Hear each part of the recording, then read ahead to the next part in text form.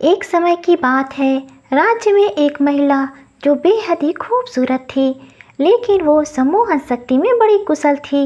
इस कला को उसने अपने पूर्वज परदादा जी से सीखी थी। उसने अपने इस कला को पूर्वजों की कीमती उपहार समझा। उसने न सिर्फ अपने क्षेत्र के लोगों को बल्कि अपने क्षेत्र के कई राज्यों में अपना जादू चला रखा था। सभी लोग उसके सम्मोहन शक्ति के शिकार थे। उस राज्य के राजा बड़े शक्तिशाली थे और प्रजा के हित में कार्य करते थे। उनके राज्य का विस्तार बड़ी तेजी से हो रहा था। वह अपनी प्रजा के लिए अच्छे कार्य कर रहे थे। उस सम्मोहनी महिला के कारण उन्हें एक अजीब समस्या का सामना करना पड़ रहा था। वे लोगों को अपने बस में करके उनसे कुछ भी काम करवाती थी। लोगों में बातें होती थी कि उस महिला का अंतिम शिकार राजा का बेटा होगा, राजकुमार शेरुभद्र, क्योंकि राजकुमार बेहद खूबसूरत और राजा की इकलौता संतान था। राजकुमार को सम्मोहित करके वो राज्य की महारानी बनकर पूरे राज्य में राज करना चाहती है। जब राजा को इस बात की जानकारी हुई, तब से राजकुमार की सुरक्षा और भी बढ़ा दी गई। एक दिन गांव के एक पति पत्नी राजमहल में आए। दोनों की हालत बहुत खराब थी। पति अपने पत्नी के हाथ पकड़े हुए था। उसकी पत्नी बेहद खूबसूरत थी। वो जन्म से ही सुन नहीं पाती थी। दोनों पति पत्नी का रो रो के बुरा हाल था। सैनिकों के पूछने पर दोनों ने अपना नाम बताया कि पति का नाम फिरतू और पत्नी का नाम सुंदरी था। मंत्री ने दोनों को राजमहल में घुसने नहीं दिया गया। सैनिकों ने उसे द्वार पर ही रोक लिया। राजा को इस बात का पता चला तो मंत्री से बोलकर उन्हें पहले उपचार के लिए राजमहल के उपचार केंद्र भेज दिया गया। राजा ने उसे इस हालत में देखा तो उनसे पूछा। उन्होंने बताया कि हमें विवाह में स्वर्ण आभूषण और कीमती सामान मिले थे, लेकिन वो सम्मोहिनी स्त्री हमें सम्मोहित करके सारे आभूषण और सामान चोरी करके चली गई। जब वो हमसे आभूषण छीन रही थी, तभी हमारे बीच छीना झपटी हुई और हमारी ऐसी हालत हो गई। राजा ने उसकी पत्नी सुंदरी की ओर देखा। जैसा नाम वैसा गुण, सुंदरी बहुत सुंदर थी। राजा ने उससे पूछा कि क्या तुम दोनों उसे पहचान पाओगे? ठीक से उसे देखा है, पकड़ने में हमारा सहयोग कर सकते हो? तभी फिर तो बोला कि महाराज, हम उसे पहचान नहीं पाएंगे, क्योंकि उसने हमें अपने बस में कर रखा था। यह सुनकर राजा अपने कमरे में चले गए, लेकिन उस सुंदरी का चेहरा और रोना उसकी आंखों में घूमता रहा। रात को राजा फिर से फिरतू और सुंदरी से मिलने गए। दोनों पति पत्नी अपने अपने घर जाने की तैयारी कर रहे थे। राजा सुंदरी की ओर देख रहा था, लेकिन सुंदरी ने राजा के आंखों में नहीं देखा। बेगुनाह सुंदरी की सुंदरता से राजा नजर ही नहीं हट रही थी। राजा ने उनसे कहा, मैं आप दोनों को कहीं नहीं जाने दूंगा। आप लोग राजमहल के मेजबान बनकर यहीं रहेंगे। सुंदरी ने राजा के अंतर्मन को छू लिया था। रात्रि में राजा को नींद नहीं आई। वह उस सुंदरी के विचार में इतना खोया हुआ था कि सुबह होने का उसे पता ही नहीं चला। उसे बस सुंदरी ही चाहिए था।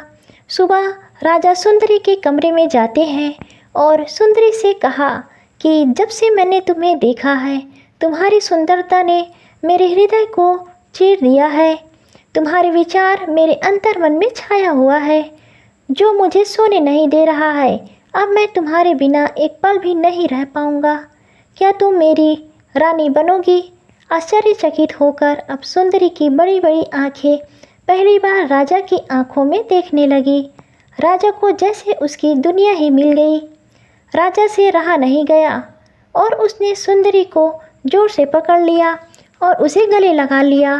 तभी उसका पति फिरतू कमरे में आया और अपनी पत्नी को राजा के साथ ऐसी हालत में देखकर बहुत गुस्सा किया। उसने कहा, महाराज, आप यह क्या कर रहे हैं? राजा ने बोला, अब यह हमारी महारानी बनेगी, इसे हम कहीं नहीं जाने देंगे। सुंदरी मन ही मन बहुत खुश हो रही थी कि राजा उन्हें अपनी रानी बनाना चाहते हैं। वो चाहती थी कि वह राजकुमार से विवाह करे, लेकिन उसे राजा महारानी बनाना चाहते हैं।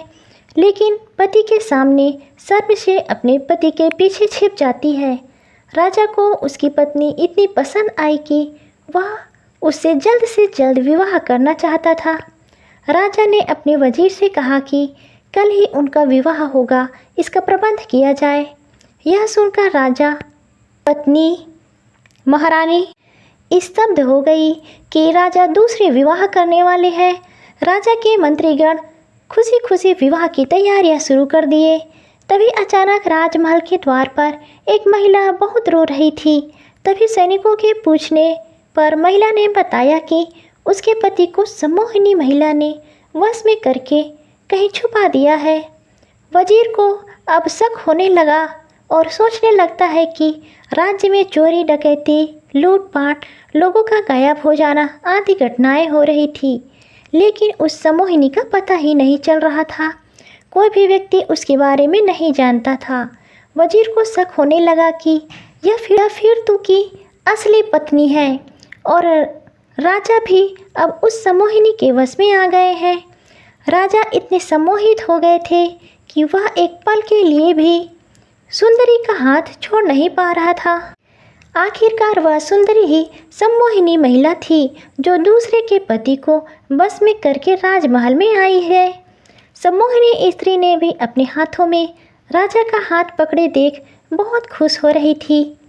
चूँकि वह राजा के हृदय को पूरी तरह से बदल चुकी थी, वो सोच रही थी कि यह राजा तो अब मेरे लिए मरने को भी तैयार हो जाएगा।